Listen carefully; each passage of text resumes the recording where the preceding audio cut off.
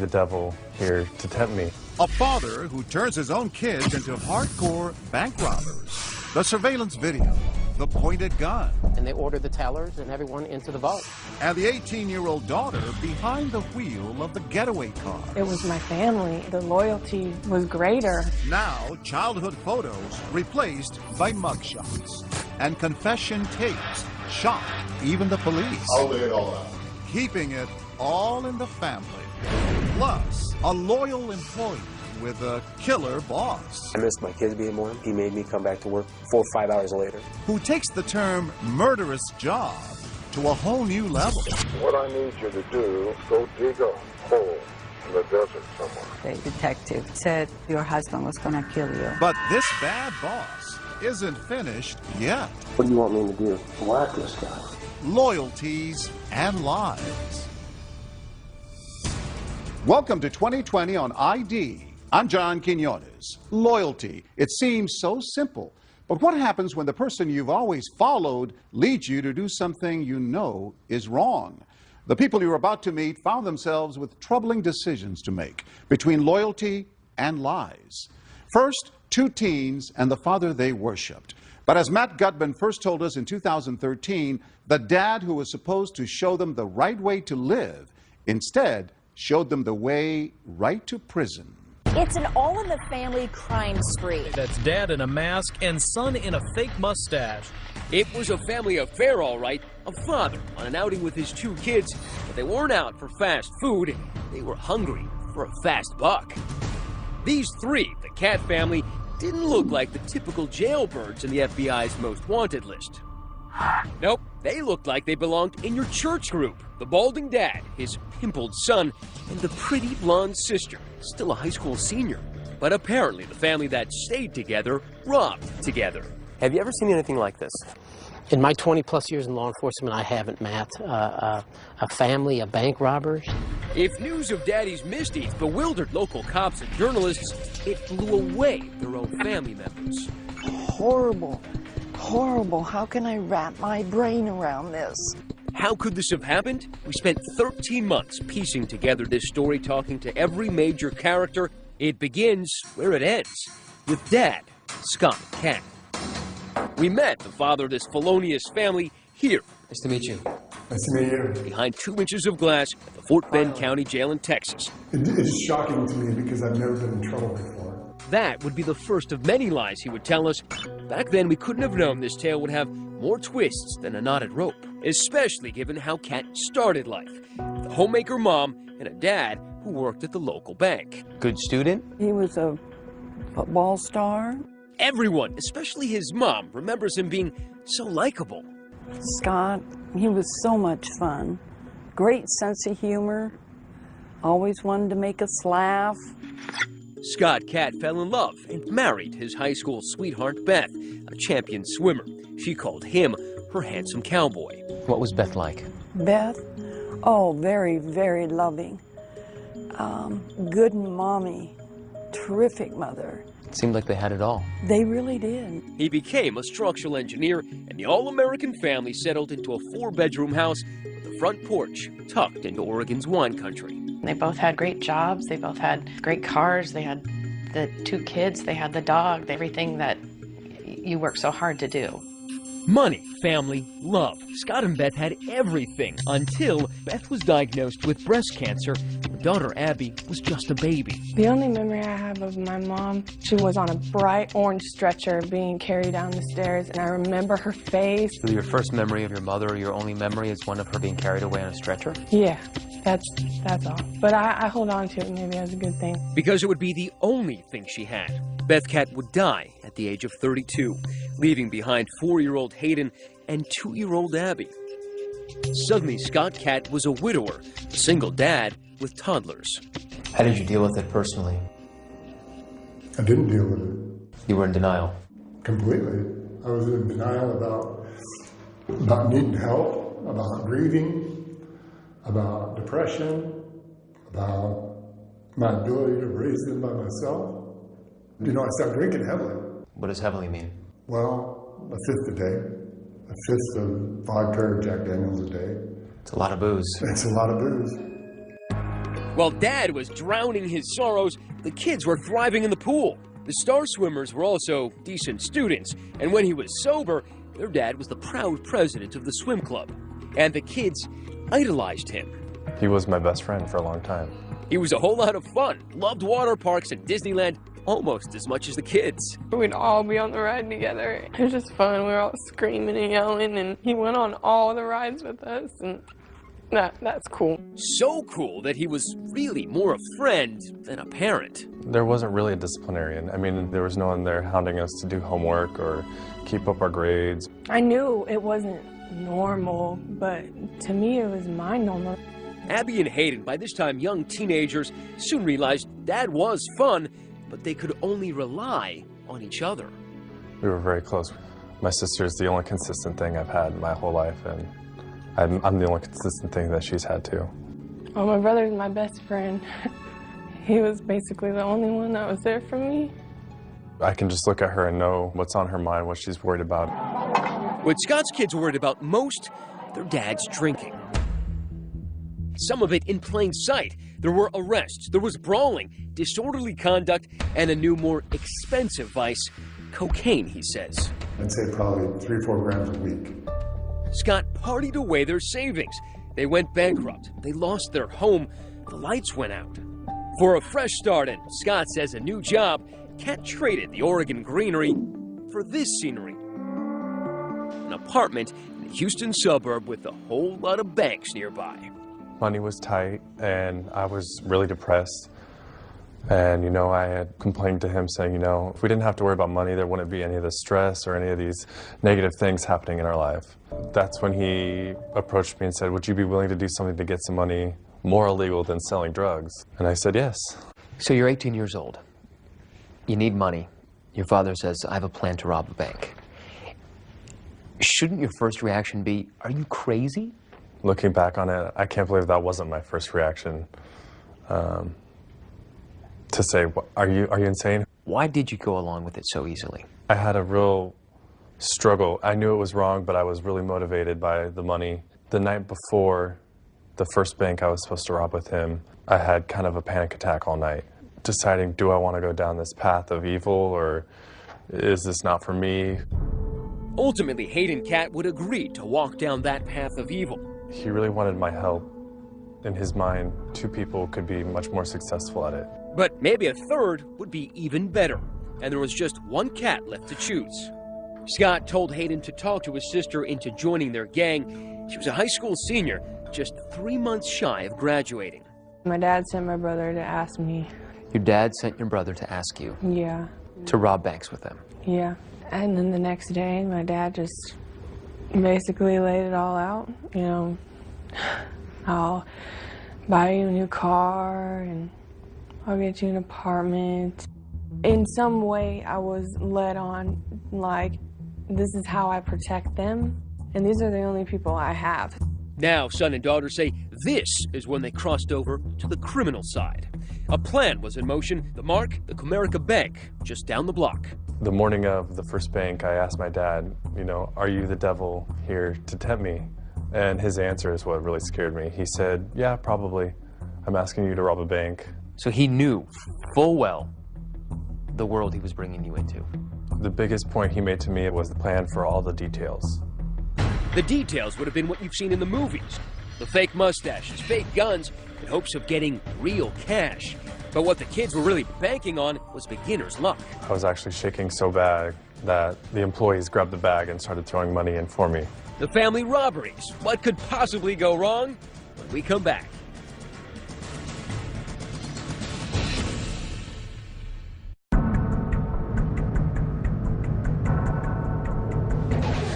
.93-degree Texas heat. The Cat family wasn't headed to a water park, but to a stick-up, a small bank in a strip mall. The man with the gun was Scott Cat, and along for his first heist, his apprentice, his 20-year-old son, Hayden. Their disguises? Painters' masks and white overalls. Outside, waiting in the getaway car and communicating with the men on walkie-talkie, 18-year-old Abby. Once we walked into the bank, then it was on. I was running on so much adrenaline and so amped that I wasn't even really feeling anything. Two individuals walked into the bank, and they ordered the tellers and everyone into the vault. Did they say anything? Put your hands up and get into the vault. He was the muscle with the gun, and I was the money guy. Both men are big, over 6'3". Their sheer size and the gun enough to terrify customers. But it's the novice bank robber who's quaking in his boots. I was actually shaking so bad that the employees grabbed the bag and started throwing money in for me. In Hayden's hands, more money than he'd ever dreamed of. How much does $50,000 weigh? I'd say about 15 pounds. With their garbage bag full of cash, they sprint out of the bank to the getaway car, which has been outfitted with stolen plates. The wheelman, a frightened teenager. I was scared. It's just something you just like want to be over with. And what was it like driving the getaway car? You know, it's hard because you want to obey traffic laws, but your adrenaline is pumping. It was hard. I had them in my ear. My dad would yell at me to not drive fast, so I didn't. Despite the heckling from her backseat driver dad, the reluctant 18-year-old gets them to their apartment, half-mile away, undetected. The heist had gone off without a hitch, just like Dad had promised. Was there a woohoo moment? Not till we got home. With her sack full of 50 grand, the spending began. Cars, motorcycles, booze, and drugs. Abby's spending, much more sensible. How'd you guys celebrate? I went off on my own and just got my nails done. In fact, the money came so easily and went so fast, within 2 months they burned through all their loot. Time for another bank job. The First Community Credit Union, just a few miles from the scene of their first crime. Before the hit, Abby cases the bank. That's her smiling and grabbing brochures from a bank employee. 11 days later, it's the same drill, new disguises. Ditching the painter's overalls for safety vests to blend in with nearby construction. They walked into the bank with orange construction vests on. Did you carry a gun in there? No. We used a BB gun. But it looked real. Yeah. I remember a few people's face still. What was their reaction? Total shock. Terror? Yeah, they were scared, terrified, definitely. You start walking into a bank with a weapon and you start pointing that at people and ordering them to, you know, cough up the money. I mean, that can change your life forever. Their take after 2 bank robberies, over $100,000. But the loot isn't exactly divided up evenly, according to the kids. What percentage were they willing to give you? 10%. Did you feel like 10% was enough? Oh, yeah, because I never even had that much money. So your whole life? Right. $10,000. It was enough for me. Enough to buy a very practical used Ford Focus and more of those manicures. I guess by now you're aware that in Texas, whether you're the driver or you're the guy holding the gun, holding up a teller, it's the same crime. Yep. But you didn't know that then? No, I didn't know that then. And I know the part that I played was wrong, but it was my family, and that the loyalty was greater at that point. But her father and brother seemed more loyal to the cold, hard cash that was coming in and to blowing it fast. Shopping, cars, partying, really nothing to show for it. When the comforts of daily life include Jack Daniels, a new Chevy Tahoe, a Harley, and a swank new Houston apartment, even 100 G's can disappear pretty fast. And for the Cat family, that meant one thing: time to go back to work. Had you planned another heist before you got busted? Yeah, the morning they picked us up, I think we were going to do probably 1 or 2 more. That day? Yeah. That's right, the Cats had gotten cocky, planning a pair of heists the day before their arrest. It got to a point where I thought my father knew what he was doing so well that there's a risk involved, but the risk was so minimal. But that would prove to be wishful thinking because, as we all know, where there are robbers, there are also cops. And the cops were already on to them. On the surveillance video from the latest heist, they picked up a detail that would impress even Sherlock Holmes. The vests looked new. They actually had creases in them. Because they were creased, you figured they were new. And because they were new, they must have been purchased somewhere nearby. We were able to tie those 2 vests back to a local Home Depot. And those vests were purchased with a MasterCard debit card that went back to Scott. By using that MasterCard, Scott Cat might as well left his calling card. And there his kids are using it in Home Depot to buy the gear they were about to use in a bank heist. It was just the break detectives needed, and the Cats were in the bag. When Scott was arrested, the detective that actually made contact with him told him, well, you're under arrest for bank robbery. And Scott's initial response to that was, which one? They quickly arrested Hayden as well, who was up in the apartment. There, they found the kind of evidence gumshoes dream of. In the apartment, we found some bank straps. And a bank strap is a little paper strap that wraps around a certain quantity of money. Usually it's 1,000 denominations. And it identifies whatever bank it is that it comes from.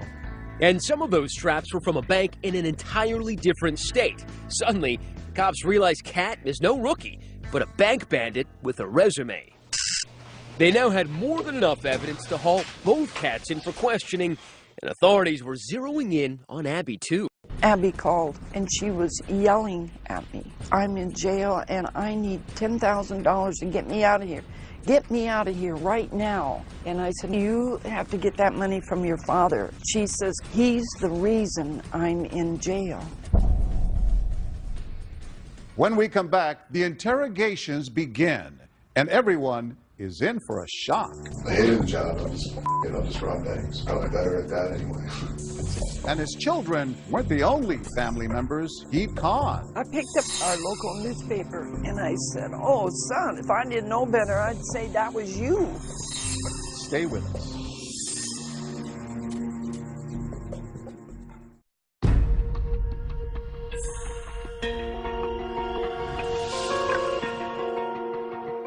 Police had nabbed Scott Kat for holding up 2 banks. It wasn't the only cat in the hot seat. Just down the hall in another interrogation room was his 20-year-old son, Hayden. Scott made it clear as he walked in, he was ready to come clean. It's a day of reckoning. I get it. Investigators were expecting to hear about the 2 heists in Texas, but they were about to learn that Scott Kat's secret life of crime dated back to the Clinton administration. He didn't even ask for a lawyer before he started spilling the beans. First, federal savings and loan. For this head-scratcher, Scott actually needed a whiteboard to lay out crimes that began in his home state of Oregon, 2,300 miles away. It was like a seminar in bank robbing 101.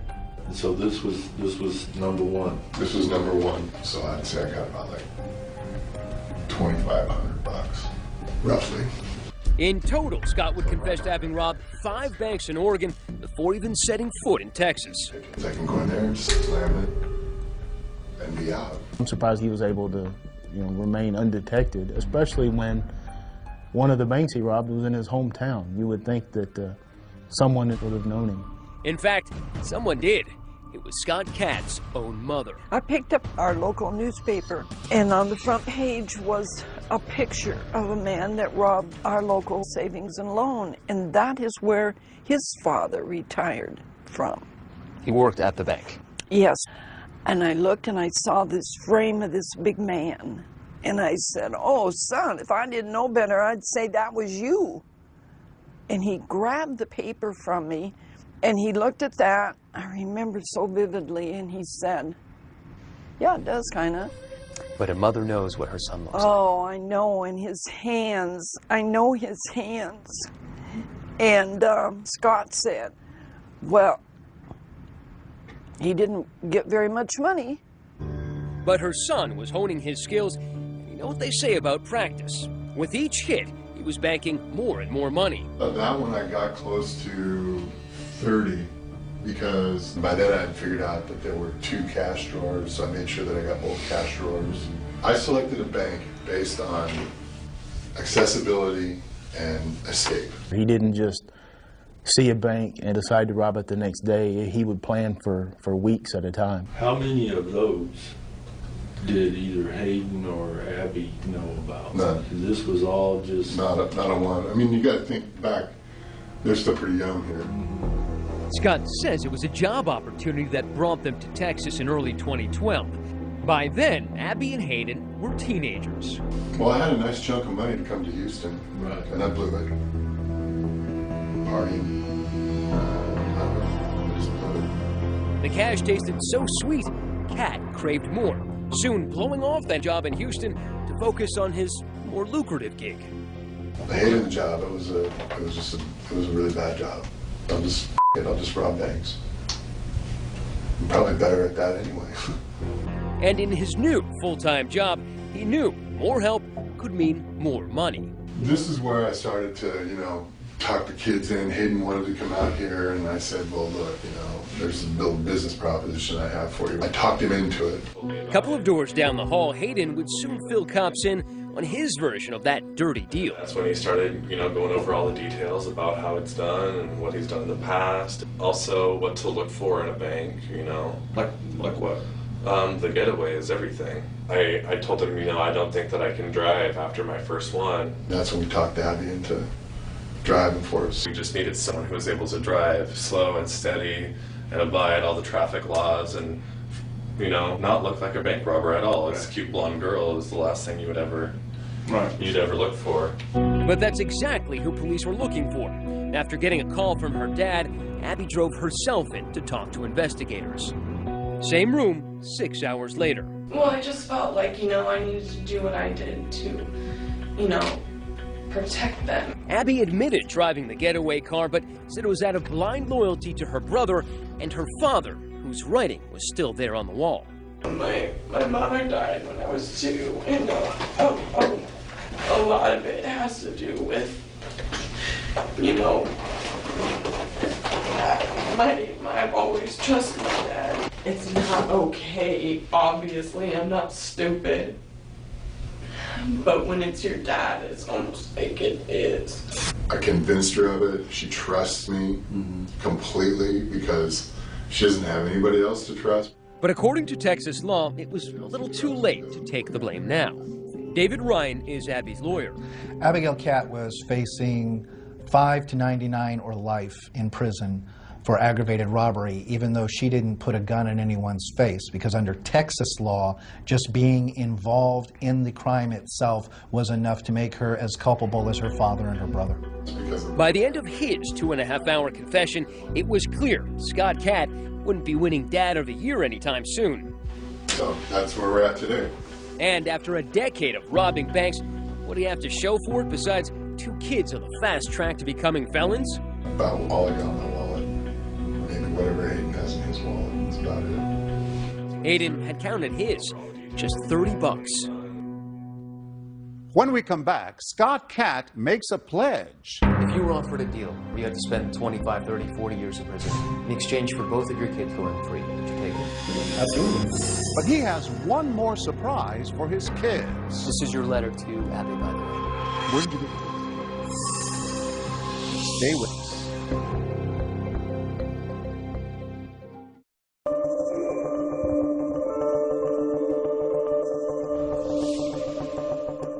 The pretty house with the wraparound porch in Oregon is now in the Cat's rearview mirror. Their new home is the big house behind the bars of the Fort Bend County Jail in Texas. The family had been held in separate cell blocks and hadn't seen each other in over a year. Jailhouse life had taken its toll. Scott said there wasn't enough food and he'd lost more than 70 pounds, almost unrecognizable to his own mother when we showed her footage from our interview. He's a old man. $2,000 a week. Yeah. He doesn't look the same. Oh, I miss him. He's old. I don't want to see anymore. She's heartbroken by what her son did to the grandchildren she'd helped care for after their mother died. It's so hard. I wish I knew why he did this. I will never know. When we sat down with Scott, he wanted us to believe he was a changed man, a father who would do anything for his kids. If you were offered a deal where you had to spend 25, 30, 40 years in prison in exchange for both of your kids going free, would you take it? For them going free? Absolutely. What about life in prison? Sure. Would you have said you were a good father? I thought I was. Do you think you are now?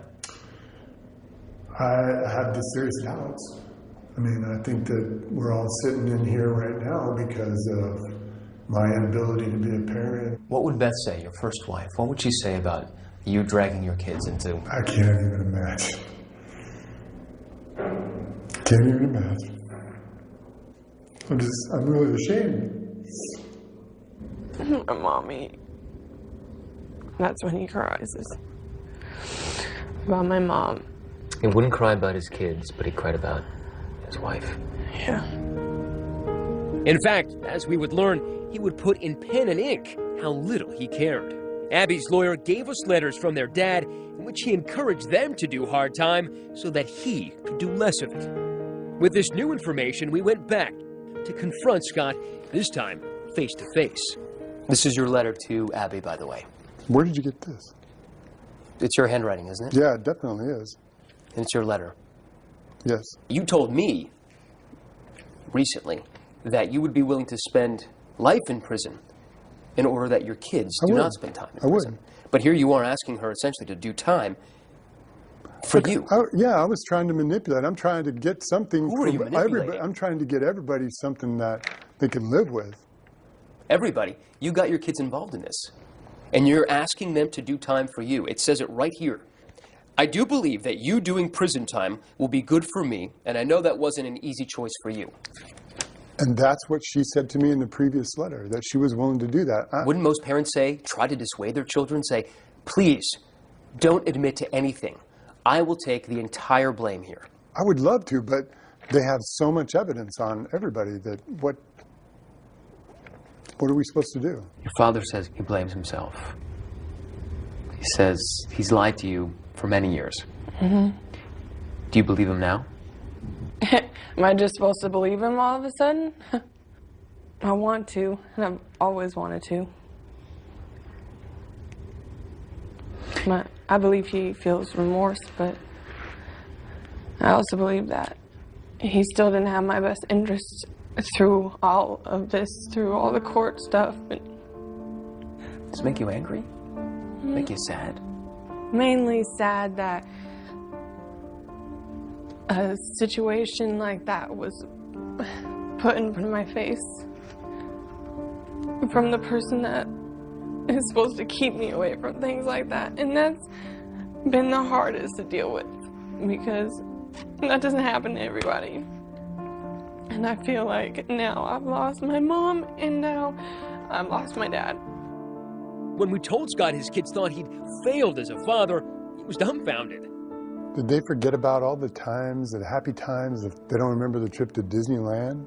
I wish I could have made those memories a little more lasting for them. And unbelievably, despite everything, Abby and Hayden say they forgive their father. I've forgiven him because I have to for myself, or I probably wouldn't be able to sleep at night. So I can start to live a normal life. I don't want hate, anger, any of that in my heart. If your father were right here, Hayden, what would you say to him? I'd tell him that I forgive him. And that I don't want him to carry this burden around with him for the rest of his life. But while his kids might forgive him, the court does not. How do you plead to the offense? Are you pleading guilty freely and voluntarily?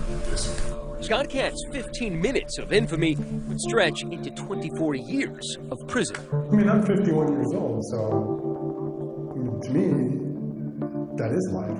If I don't have the opportunity to get out and see parole and make amends to my family and friends and repair some of those relationships, then it might as well be life. Hayden accepted a deal of 10 years, a sizzling cell in Texas, a world removed from his suburban childhood in Oregon. Well, what do you expect prison life to be like? Hell. As close to hell on earth as you can get. How do you plead to the offense? Abby pled guilty and was given a 5-year sentence. Sheriff Troy Nels was so disturbed by Scott's manipulation of his kids that he's decided to help Abby. Instead of shipping her off to prison for 5 years, he's decided to keep her here at the jail, where we found her stitching patches onto police uniforms. I just feel that she's more of a victim in this. So my goal is to try to educate her, get her where she can get her GED, and try to teach her some type of a skill set here. So when she gets out, she can lead a productive life. For Abby, all she has left is her brother, Hayden. Why does that make you sad now? I feel like I can't help him and I can't comfort him, and that makes me sad. Making an unprecedented gesture, Sheriff Troy Nels allowed us to bring them together one last time before they served their sentences. Brother and sister haven't seen each other in a year, since the day of their arrest. Hayden is brought in shackled, hand and foot. And the jailhouse rules were strict. No touching. The soulmate siblings couldn't seem to help, reaching out. Abby. Breaking one last rule. Are you doing okay? Yes. Okay. I'm just happy to see you. Yeah, me too. Abby, I'm sorry, okay? I don't blame you for anything, Hayden. Just know that I love you forever. I love you too. I don't blame you for anything. Nothing. It's gonna be a long time until I see you. I know. I love you. I love you too. Can I give him a hug? No, I can't hug you. No? No. And on the spur of the moment, we asked the sheriff for one more act of kindness. You guys want to give each other a hug? The sheriff says it's okay. Really? Oh. It could be 10 years before Abby and Hayden could embrace again.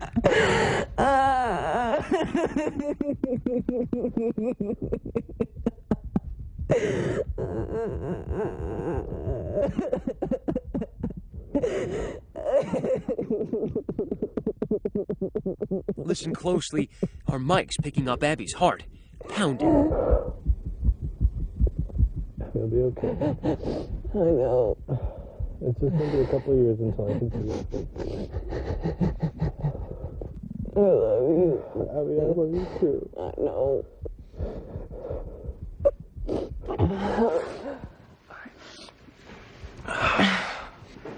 I don't want you to go. I know. And gushing out came the grief and the regret and the anger. Thank you for the hug. I needed it. I know. I love you. I love you too, okay? Okay. If you ever start to feel down or anything, just start to think about all those good times we've had, okay? 'Cause that'll get you through. Okay. All right. I love you. Abby, I love you too. I'll see you soon. Okay, bye. And after 10 minutes of comfort, shackled again. The siblings' love for one another, the one thing their foolhardy father couldn't destroy.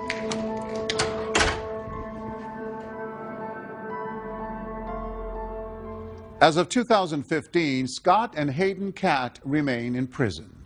Abby hopes to attend college upon her release with the help of a woman who saw her story on 2020. She and Hayden stay in touch by writing to each other as much as they can.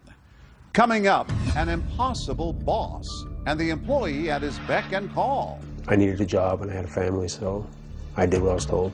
But just how far would he go? Go dig a hole in the desert somewhere. When we come back.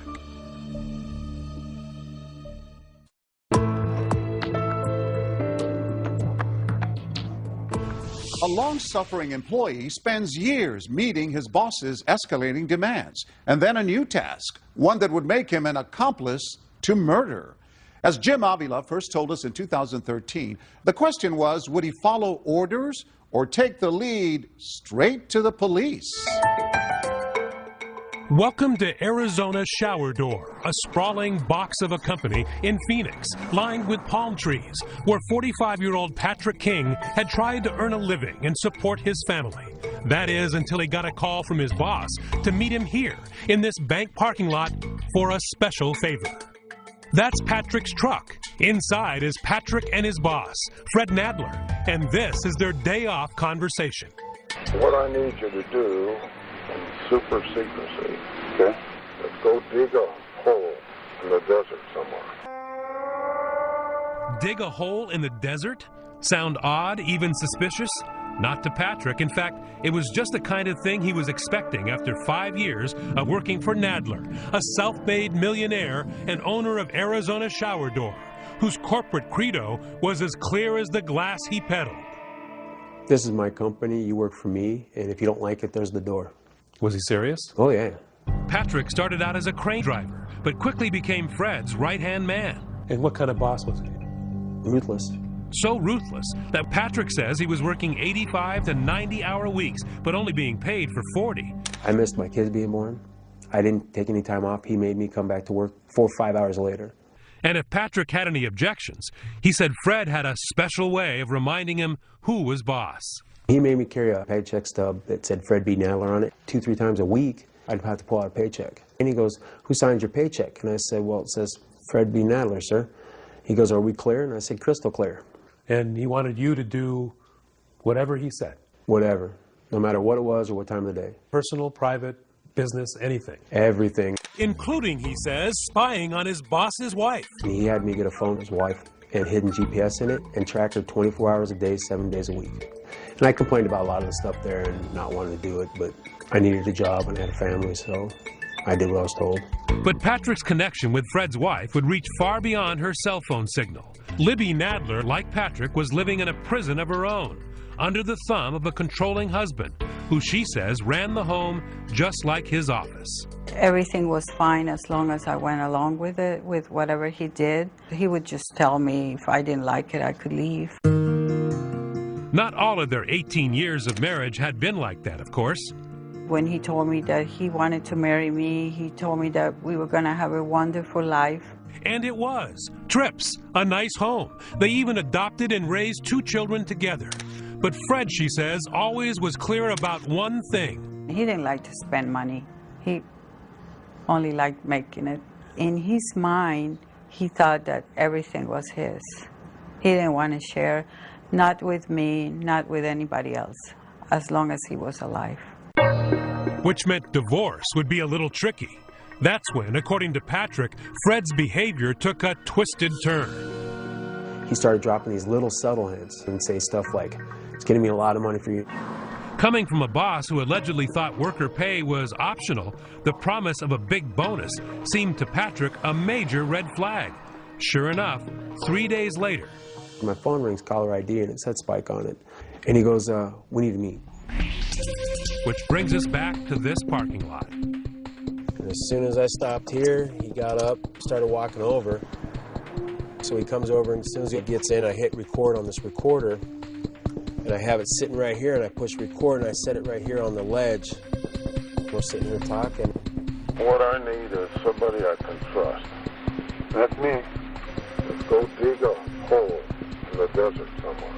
That's easy to do, especially in Arizona. That's right. You got to do it at such a time and a place that nobody can see you do it. He finally said, you know, she filed for divorce. She's going to ruin the company. There's going to be 180 employees and families out of work. You're going to be the savior. You're going to save the company. I was just like, you know, I didn't want to believe it.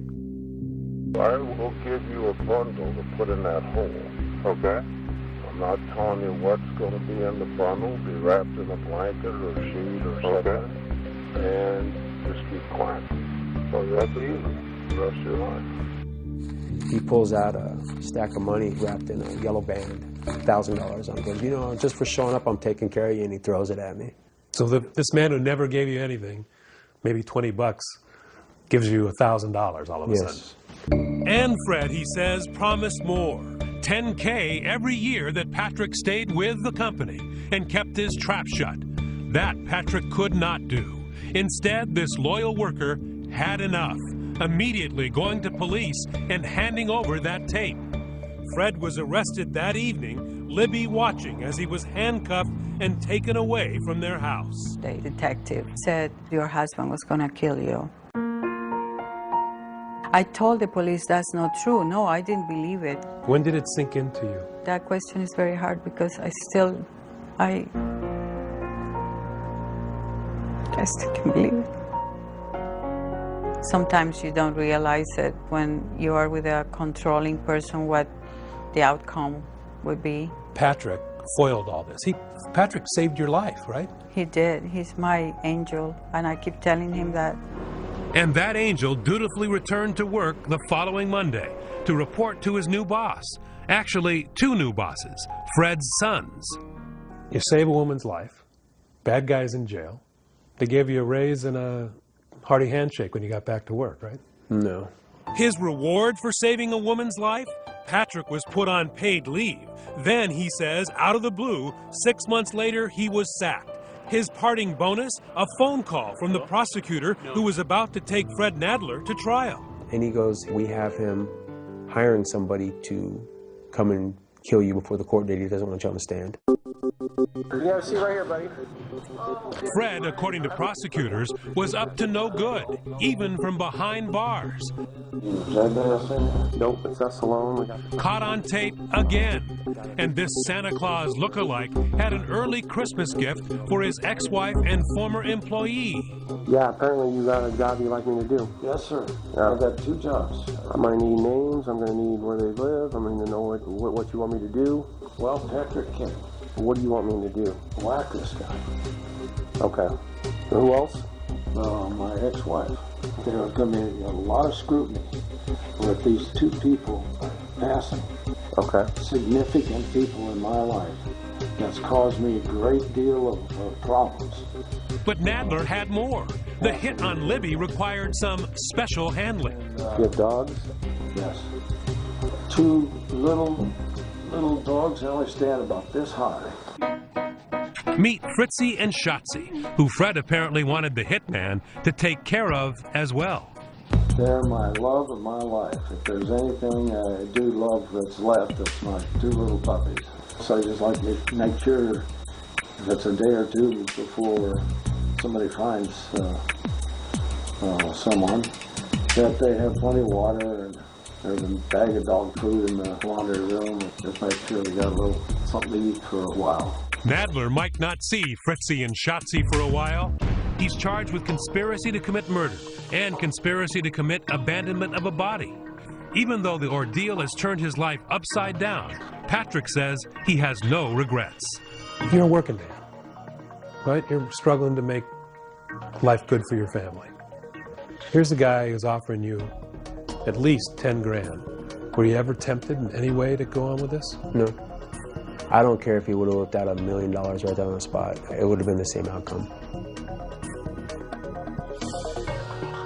As of 2015, Patrick King still lives and works in Phoenix.